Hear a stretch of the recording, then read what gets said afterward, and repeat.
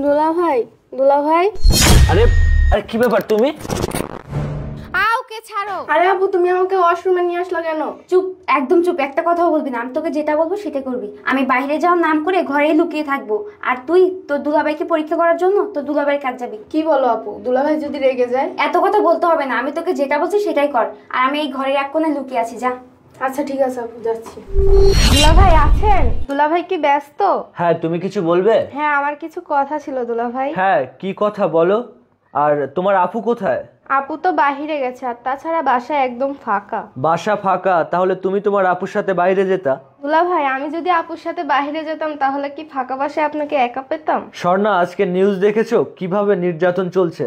দুলা ভাই, আপনি তো সারাক্ষণ নিউজ নিয়ে ব্যস্ত, তো আপনার জন্য কি এক কাপ রং চা করে দিব? হ্যাঁ হ্যাঁ, তুমি ভালো কথা বলেছো। আচ্ছা ঠিক আছে, তুমি আমার জন্য এক কাপ রং চা করে নিয়ে এসো। আচ্ছা ঠিক আছে দুলা ভাই। কি রে, আসছস? কি খবর?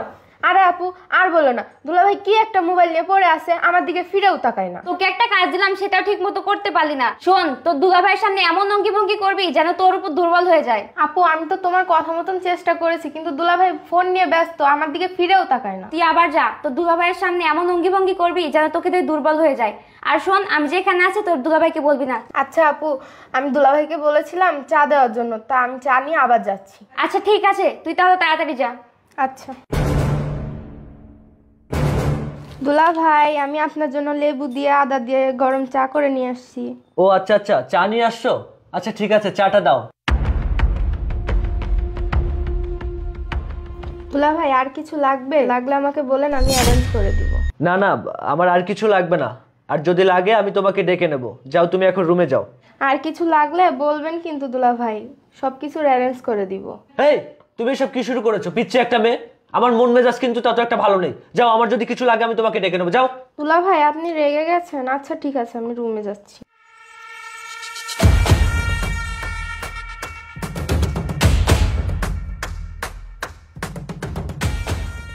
ছি, এটাই কোনো জীবন? ভেবেছিলাম বিয়ের পর রোমান্টিক একটা জামাই পাবো। দেখ, আমি এরকম সুন্দর একটা বউ তার পাশে শুয়ে আছি, আর সে কীভাবে নাক ডেকে ঘুমাচ্ছে। দেখ, আর ভাল লাগে না। এর সাথে সংসার করার দায়। থাক তুই।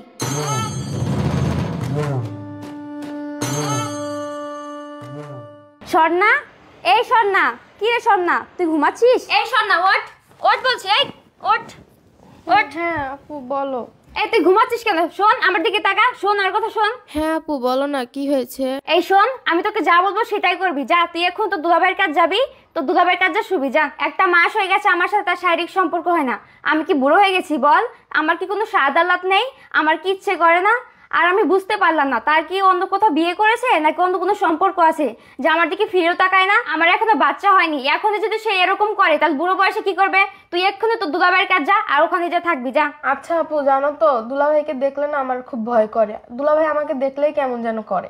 আচ্ছা আপু তুমি থাকো, আমি যাচ্ছি।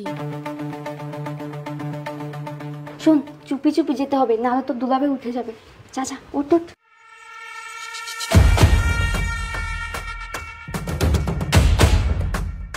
শুয়ে পড়, আস্তে আস্তে শুয়ে পড়, নাহলে কিন্তু তোর দুলাভাই উঠে যাবে। শুয়ে পড়, আমি গেলাম।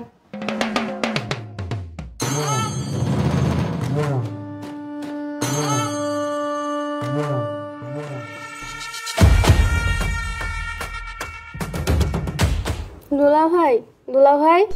আরে আরে কি ব্যাপার, তুমি আমার পাশে শুয়ে আছো কেন? তোমার আপু কোথায়? দুলা ভাই আপু না রাগ করে বাসায় চলে গেছে, আর আমার রুমে একলা একলা অনেক ভয় করতেছিল, তাই আপনার পাশে এসে শুইছি। আরে কি বলছো এসব? তোমার আপু রাগ করে চলে গেছে মানে? কোথায় চলে গেছে? দুলা ভাই আপু রাগ করে চলে গেছে। আপু আর আপনার সাথে সংসার করবে না। আপনি চাইলে আমার সাথে যা ইচ্ছা তাই করতে পারেন। তোমার আপু সংসার করবে না মানে? তাছাড়া তোমার আপুর সাথে তো আমার তেমন কোনো ঝগড়াঝাটি হয়নি। দুলা ভাই আপু নেই তাতে কি হয়েছে? আমাকে কি আপনার ভালো লাগে না? আসেন না দুলা ভাই, আসেন না। আরে কি করছো তুমি এসব? তুমি তো আমার ছোট বোনের মতো। কি করছো? ছাড়ো আমাকে। আসেন না দুলা ভাই, আজকে আপনাকে আমি ছাড়বো না, আসেন না। আরে কি করছো তুমি এসব? আমি তোমাকে ছোট বোনের মতো মানি, এসব তুমি কি করছো? ছেড়ে দাও আমাকে। না, আপনাকে আজকে আমি ছাড়বো না, আজকে আপনাকে অনেক মজা দিব। আরে আরে কি করছো তুমি এসব? ছেড়ে দাও আমাকে। বাবা, আমি বাসায় নেই, আর এই সুযোগে শালি দুলাভাই এসব চলছে? আরে রাজিয়া তুমি? হ্যাঁ আমি। কেন, আমাকে দেখে অবাক হচ্ছ? হ্যাঁ, কিন্তু ও এখানে কেন? হ্যাঁ, আমি তোমাদের পরীক্ষা করার জন্য বাসার বাইরে লুকিয়েছিলাম। আমি বাসায় না থাকলে তোমরা শালি দুলাভাই প্রতিনিয়ত মনে হয় এই কাজই করো, তাই না? আজকে এটা আমার কাছে ক্লিয়ার হলো। আরে রাজিয়া, তুমি এসব কি বলছো? তোমার মাথা ঠিক আছে? আর তাছাড়া স্বর্ণা আমার ছোট বোনের মতো। ও, তার মানে আমি নিজের চোখে যেটা দেখেছি সেটা ভুল ছিল। দেখো রাজিয়া, তুমি যেটা ভাবছো সেরকম কিছু না। আসলে তোমার বোন যে কখন এখানে এসেছে আর তুমি যে কখন এখান থেকে চলে গেছো আমি কিছুই জানি না। প্লিজ রাজিয়া, তুমি আমাকে বিশ্বাস করো, আমাকে ভুল বুঝো না। আমি এসবের কিছুই জানি না। আসলে রাজিয়া, তুমি আমাকে যতটা খারাপ ভাবছো আমি ততটা খারাপ মানুষ না। দেখো, আজকে একটা মাস হয়ে গেছে তোমার আমার শারীরিক সম্পর্ক হয় না। আমার কি কোনো স্বাদ আহ্লাদ নেই?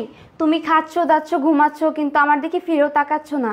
তার জন্য আমার ছোট বোনকে দিয়ে তোমাকে পরীক্ষা করালাম, দেখলাম তুমি অন্য কোনো নারীর প্রতি আসক্ত কিনা। আর শুধু তাই নয়, আমি ভেবেছি তুমি অন্য কোথাও বিয়ে করেছো। সি রাজিয়া, তুমি এমন একটা জঘন্য কাজ আমার সাথে করতে পারলে? তো কি করব বলো, তুমি তো আমার দিকে ফিরেও তাকাও না। আমি সুন্দর একটা মেয়ে, সারা রাত তোমার পাশে শুয়ে থাকি, তুমি তো আমার দিকে ফিরেও তাকাও না। আমার কি কোনো স্বাদ আহ্লাদ থাকতে পারে না? হয় তুমি আমাকে তালাক দিবা, না হয় এ বাড়ি ছেড়ে আমি চলে যাব। এভাবে আমি সংসার করতে পারবো না। এটা কি কোনো জীবন হলো? এভাবে কি মানুষ বাঁচতে পারে? দেখো রাজিয়া, তুমি আমার সাথে কাজটা একদম ঠিক করোনি। তুমি তো ভালো করেই জানো আমি ব্যবসায় প্রায় 2 কোটি টাকার মতো লস খেয়েছি। আমি কিছুই করতে পারছি না, আমার কিছুই ভালো লাগছে না। আমি একটা মানসিক ডিপ্রেশনে ভুগছি। কিন্তু তুমি আমার সাথে যে এটা করবে আমি কখনো এটা তোমার কাছ থেকে আশা করিনি। তুমি কি কখনো জেনেছো, তুমি কি কখনো ভেবেছো যে আমি কেন এমন করছি, কেন আমার কি হয়েছে? তুমি কি কখনো জানতে চেয়েছো? তুমি এভাবে আমাকে পরীক্ষা করলে। না না, আমি আমি ভাবতে পারছি না যে তুমি আমার সাথে এটা করবে রাজিয়া। আসলে আপু, ভুলটা তোমারই। ভাইয়া যে এত ডিপ্রেশনে আছে তুমি কখনো জানতে চেয়েছো? আসলে সূর্য, ভুলটা আমারই ছিল।